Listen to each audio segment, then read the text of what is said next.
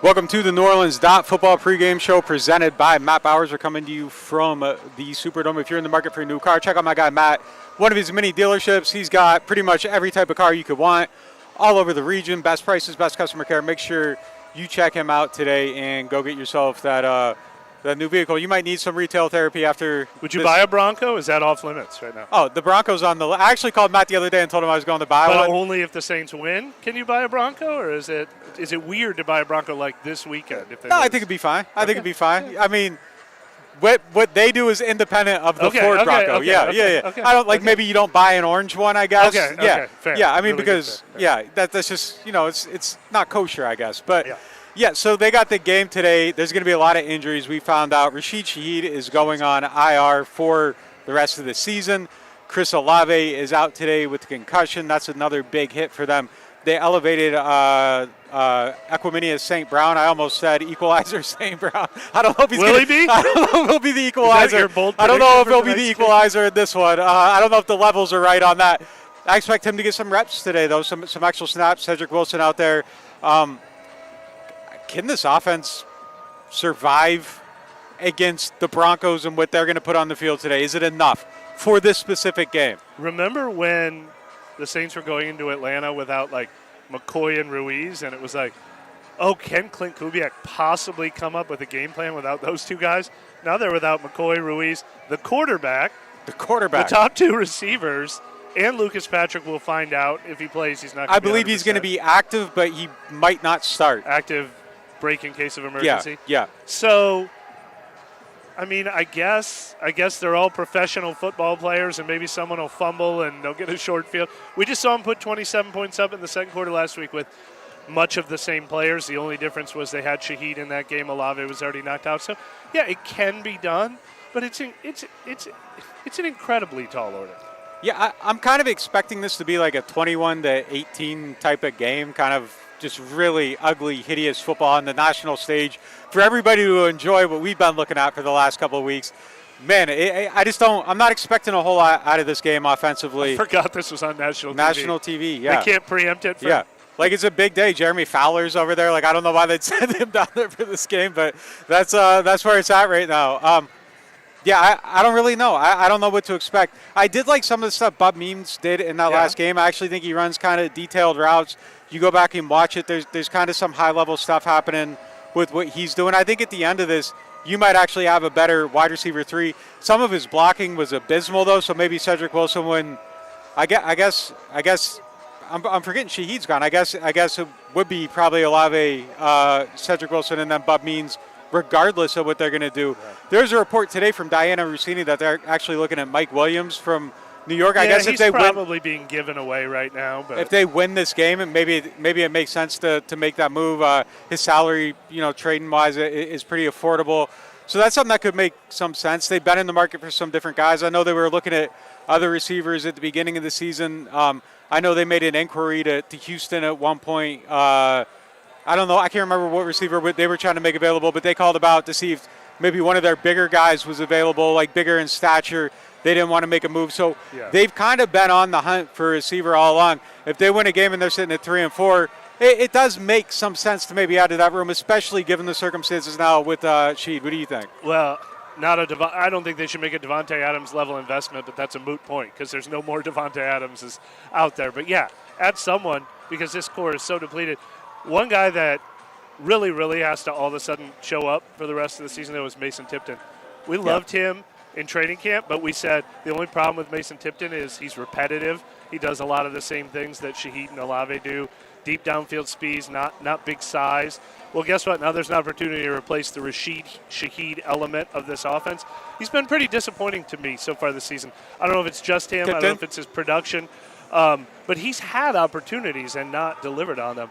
So he's the guy who kind of has to be the number one guy to fill that deep speed element, at least enough to make defenses worry about it. Yeah, he potentially could have won him a game 2 weeks ago if he didn't let that ball go through his arms. The one Derek threw against that cover 0, he just kind of threw it up. He makes that catch, they might have a chance to win that game. Yeah, he hasn't taken advantage of some of the stuff that's been there. He was really good in camp. It's funny because one of the guys that he was best with is Rattler. Like that was kind of the guy that he was making plays with.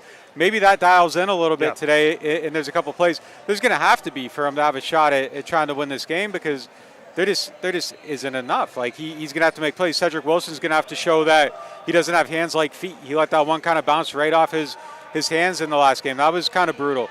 I'm kind of curious what Kubiak's going to do in this game because I don't know that you're going to get away with running a naked boot ever again. I think they ran like 9 of them in the last game. If you're coming into this, you're looking for it right away. Yeah. I don't see how those could ever work in another game. And, man, they were like all on first downs. It was the craziest thing ever. Kept going back to the well. They kept working, but I think you're specifically game planning against those now. So I don't know what he does to get him going in the pocket. Wasn't great last week. Maybe you protect a little bit better and some things open up.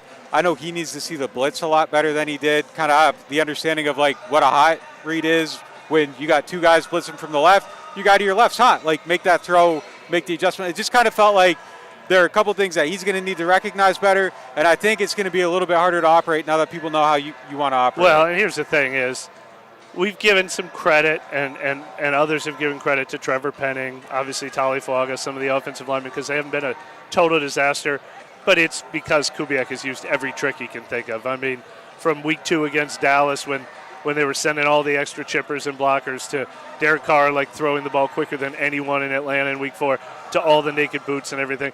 It's still been trickery every time. There's never been hey, we're just going to line up and Spencer's going to get 4 seconds in the pocket. That's not happening tonight. I mean, it can't. They don't have the personnel for it.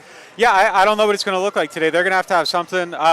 I know it's a short week, but I'm guessing, given the circumstances, people were probably working double time this week to try to figure out how to overcome all this stuff.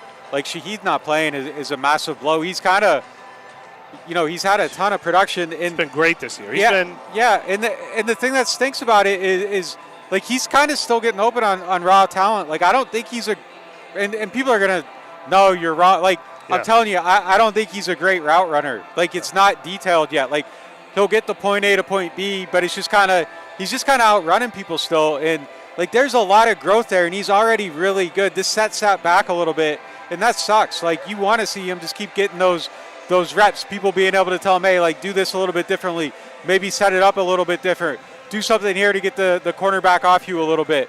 And, like, as that would keep developing, like, he was going to keep getting better and better and better, but it sets it back, and now, you're going into next year, and this is going to cut into his offseason and everything. It's a huge blow. The only sort of saving grace from an injury front is the best player on either roster is Pat Surtain. He's not playing either because he suffered a concussion. So taking away Olave, taking away Surtain, you're taking away their best, you're taking away the Saints' best.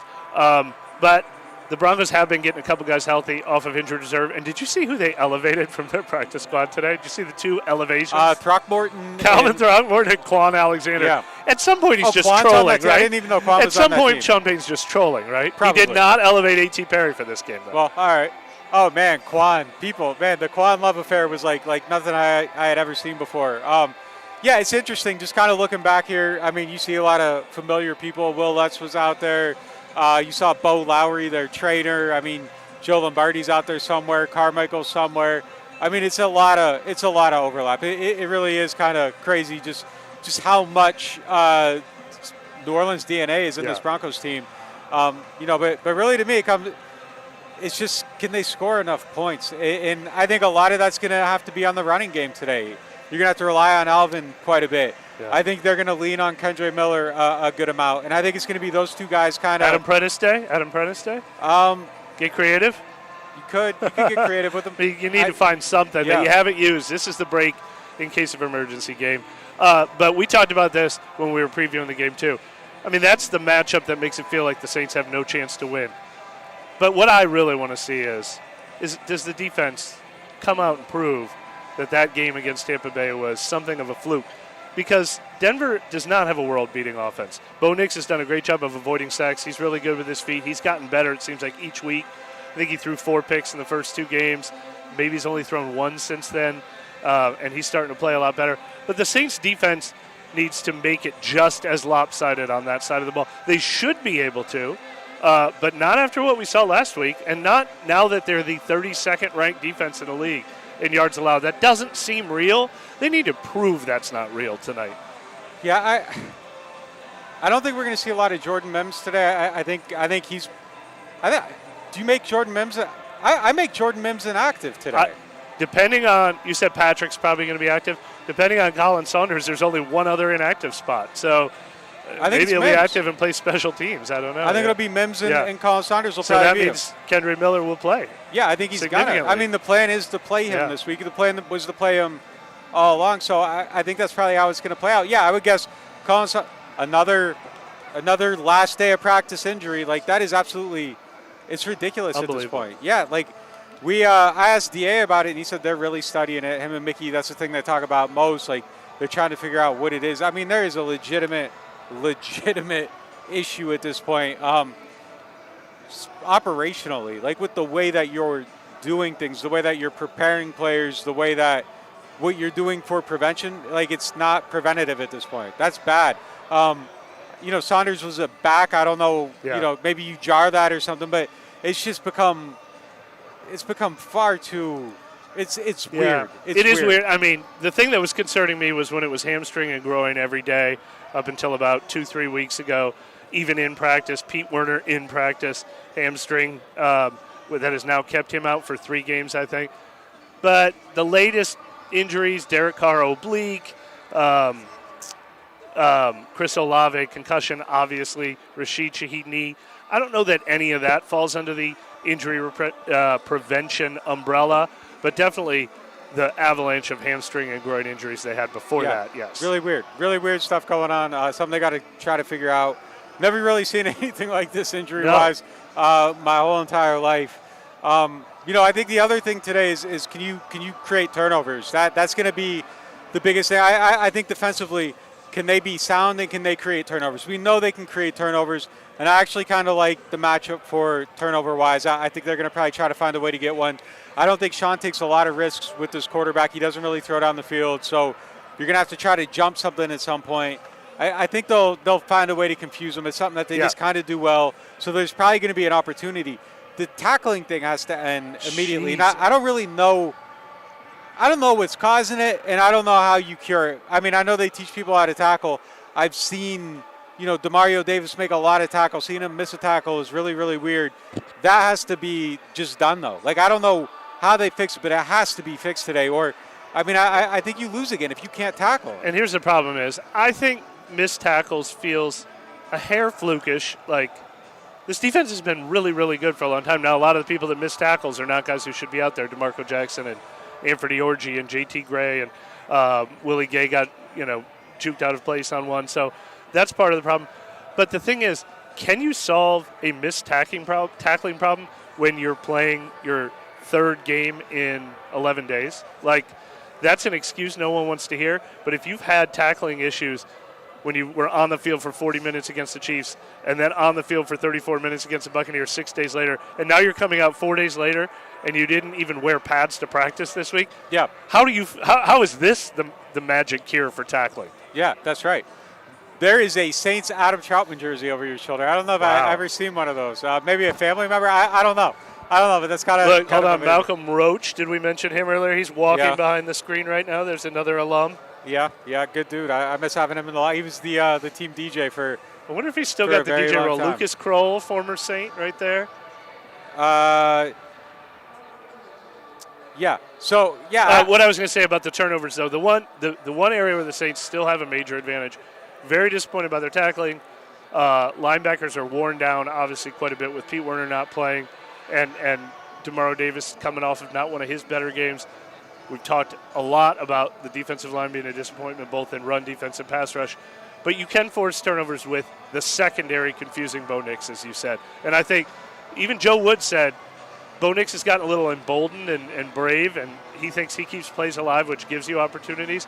I do think the secondary will have opportunities if they can disguise and confuse. That's the Saints' best hope. That's the one area where they actually have the green check mark in their advantage in this matchup. Nevin asked on NewOrleans.Football, and we will be there with live coverage throughout the game, NewOrleans.Football/subscribe. Use the code Rattler, save 20% off your first payment. Takes it down to $720 for the first month. We have all your coverage, all your analysis, everything else, and you get to ask questions for this. You get access to our podcast early before everybody else. So sign up for that if you are not signed up. Nevin asks, this may be unlikely, but if DA had the chance to run the score up on Sean, would he? Not tonight. Not tonight. It's not about that anymore because of the abyss the Saints fell into. If this game was in week 3, when the Saints were the toast of the town, I wouldn't 100% rule it out. But I don't think this is the stick the needle. Like, this is a run out of here and just give a thumbs up if you get a win today. This is not a gloating opportunity. I think if they had the chance to score 70 like Miami did last year, I think they would. They need it. To shut everybody up. If you could do that with Spencer Rattler, I think you're buying some time. If you can do that to your old boss, I think you're buying some time. Scott Fajita joining the show right now. I think there'd be an opportunity. If there's an opportunity to do that, they aren't going to have the opportunity, though. There's no chance you do that. But, you saw Mike McDaniel, you tried to take this job 70 on you. I think that he would do that. Sean let it be known that he wanted DA's job. Well, DA had it. I don't know if Sean let it be known, but people connected to Sean. I don't know if anyone will ever admit how much this means to DA, but I bet this means more to DA than any game he's ever coached. I agree with you. This isn't I'm a show everybody type game or keep it going. But I think if it was there, I think you're you know what, take it. And it might be healing to your team a little bit too. So, what about the opposite question? Oh, Sean is going to try. Would Sean go 70 tonight if he could? Absolutely. Yeah. Sean would go 100 if he could. Yeah. Yeah, in the first half. He has nothing to hold against this organization, but for some reason I still feel like he's out for blood tonight. I don't know he's why. Definitely out for blood. He's always out for blood. Yeah, because that's his default setting. Who is most likely to receive the most targets tonight, Alvin or one of the young receivers? And if it's one of the young receivers, which one? That's a good question. I'll say I expect Alvin's probably the right answer. And if Alvin's not the right answer, Juwan Johnson might be the right answer. That's interesting. But Bud Means would be Bud Means got 8 targets last week. I have no reason not to expect the exact same thing this time. He's even more needed this week than he was last week. Him and Spencer Rattler obviously have a good rapport. They improvised a couple of those together. So Bud Means will lead the receivers in targets tonight, I would imagine. But Juwan Johnson and Alvin might be number 1 and 2 in my mind. Yes, it's interesting. If what we saw last week is indicative of how he wants to attack the field, being down 2 receivers is devastating, but being down those 2 receivers might hurt Derek Carr more than it hurts Spencer, because Spencer likes to kind of attack the seams and get to them tight ends. If that's truly a representation of kind of how he likes to play the position, it's less of a blow because he's now got – and look, Juwan looked good. He ran some really good routes. And, some of the details on him, he looked really good. So maybe the disappearance of Juwan wasn't necessarily all a Juwan thing. Maybe last week was the week where his foot felt good and all of a sudden he's open all the time. But I think it's probably more, okay, I kind of look here a little bit more than Derek does, and now these guys are involved. It's just kind of interesting to just see how that can kind of work sometimes. Yeah, Johnson and Foster Moreau had a couple of the best, most effective plays of the game last week. So the resurrection of the tight end in this offense, hey, whatever is in that playbook that might work if we haven't seen it before, it's all on the table tonight. Someone said if they get mauled tonight on defense and lose to Sean, is that the death blow for DA? I don't think there's an in-season death blow unless there's a mutiny in the locker room. Death blow from fan perspective, I bet. You can always win the fans back, though. You always can. Yeah, he's not losing his job, though. Yeah. Not in season. Yeah, not in season. If they aren't making a move under these circumstances in season. If you allow him to stay in position and he gets on, you can always win out from where you're at. Obviously, they aren't gonna, but there's always a chance as long as you got that job to keep fighting for it. And so, it could be the blow that makes someone say, you know what, at the end of the season, if this doesn't change, we got to do something. It could be that. I have a hard time thinking, look, and I know it's an excuse and we've used it so many times, but any game with this roster being a decision-defining game, especially when Mickey Loomis has told us time and time again and shown us time and time again that he doesn't make decisions like that. 2 months from now, a loss in this game would not be the death blow. But Yeah. if, as you've said, if they lose a fifth straight game and then they have 10 days before their next game, spirits are going to be dashed. And then that could affect losing a locker room no matter what.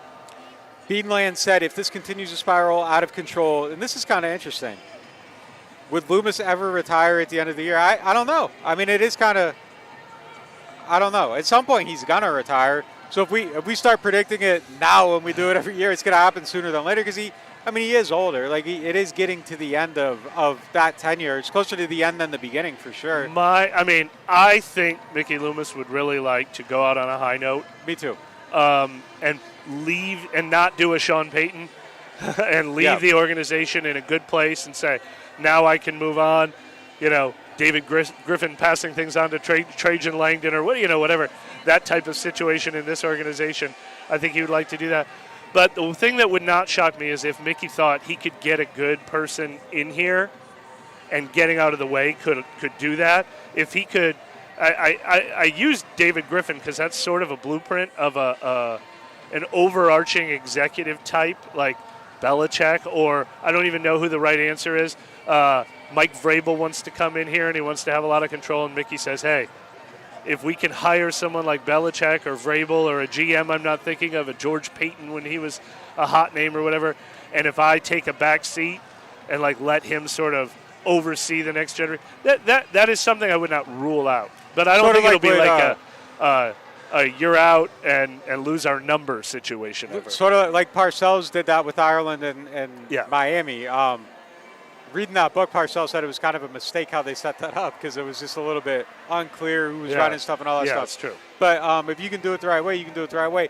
You know, if it were like Belichick, it seems like him, Lombardi, and Matt Patricia are all going together, whether it's the next podcast set or the next team. But I could see it. I could see him moving up. So if they came, would they do like an NOF podcast? Like, would they just bring the podcast to our studio? I hope so. Like, Bill's doing like more episodes a week than us right now. It is crazy. He's constantly on there.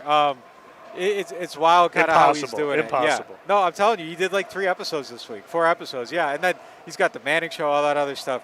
But I don't know. It's an interesting thought. I agree with you though. I think Mickey at the end is going to want to see it go out on a high note. I think he wants to feel like he put them in the right position to kind of usher it on into the next era. And if that's the truth and that's really how he feels, I don't see how he could feel that way right at the present moment. Anything else that kind of stands out to you about the game? It's a must-win, right? Isn't it the Saints' turn to have like the Broncos like drop a punt in the end zone and then a pick six that hits a defensive lineman in the hands or something like that? Like, isn't there a law of averages at play in this game? But no, I don't feel great about it. I really don't. Someone buried a chicken bone under here or something. Because like the football gods left after 2009, and like they have not come back. Like the football gods have forgotten this place exists. Like there is no luck. There is only bad luck. There's never it never feels like there's good fortune anymore. And if there's good fortune, it's only setting up for heartbreak. Like it's just kind of, I don't know. It's just kind of insane. It just feels like nothing ever goes their way. There's a couple plays this year, even like a fumble. Oh, if they had recovered this, they would have won the game. But like the fumble bounces right back to the other team. Like there's just no luck at all right now. It's insane. It's insane. But yeah, to me, this kind of does feel like a must-win game, though. Going back to the previous question, I feel like they kind of have to win it just for the morale of the team. And I think if you lose the morale of the team, saving everything else beyond that, I think becomes very difficult. And this feels like a teetering point for me. And I don't know that they're in there looking at it like, oh, we're super injured. I think they're just looking at it like we've lost 4 in a row, and oh God, here comes 5. What's the point of this? Do you think there's any chance they can come up with a run game in this game? I think that's essential. We were talking about what their pass protection, like desperation plans would be, but is there even a possibility of developing a run game? Has anything worked consistently when you've studied the tape of the last couple? I mean, I think there's been a couple plays that I just don't think they've had the numbers to block. Like if they call some different runs and set them up a little bit better, I think they have a chance for more success. But Kendre Miller is active, obviously. Jordan Mims is inactive. So Jordan Mims inactive. What about Colin Saunders, Lucas Patrick? Colin Saunders is inactive. Lucas Patrick is active. So Saunders is not. I mean, Saunders obviously is the guy they wanted to win that job at nose tackle, but they've taken turns deactivating a nose tackle every week. It was Saunders, then it was Ridgway, and then it was Christian Boyd. So they'll have Ridgway and Boyd up for this game. They're not down on numbers there, at least.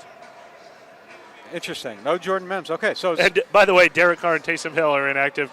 They were listed as doubtful. Yeah, it's not like Jordan Mims has been like killing him with carries or whatever, but him being inactive, Kendra being active, I mean, he's going to touch the ball at some point, and if you touch the ball and you do something good, you'll get another touch. I have no idea what that's going to look like, but I want to see it. Look, I'm not selling the stock. I'm going down or going to the moon with it at this point. Like, I've been the Kendra Miller guy, like, yes, beating the drum. So I don't know. Show it, man. Like, I'm telling you, we saw it last year. I think he's a guy that can look good. Obviously, career long, going beyond this game, beyond any game. He's really going to have to show that he can stay healthy. That's going to be the biggest thing. And if he can't stay healthy, he ain't no good. But, you know, I know the talent's there. So if he can start showing the talent and get some injury luck, I think I'm going to go up in flames or I'm going to the moon with him. I'm too far in. I'm a little surprised he's inactive, but I think that speaks to they're going to go up in flames with Kendra Miller today, too. I mean, I don't think it'll be double-digit touches or anything because there's still Alvin and Jamal Williams ahead of him, but they moved him into that role. He's going to see real touches today. I believe the line on him was 8 yards. Like, whoever got that, congratulations. I think you're probably going to get a win tonight. That's going to do it for us on this show. Stick with us on the website throughout the evening. We're going to have all your coverage there, and then we'll be back after the game with all your analysis. The post-game show will be tomorrow at about 11 a.m. We'll be going live on NOF for the members. Everybody else will get that episode probably about 4 o'clock in the afternoon. If you aren't signed up, make sure you're signed up. Use the code Rattler. Get 20% off your first payment. Appreciate you guys kicking it with us before the game, and we'll talk to you later.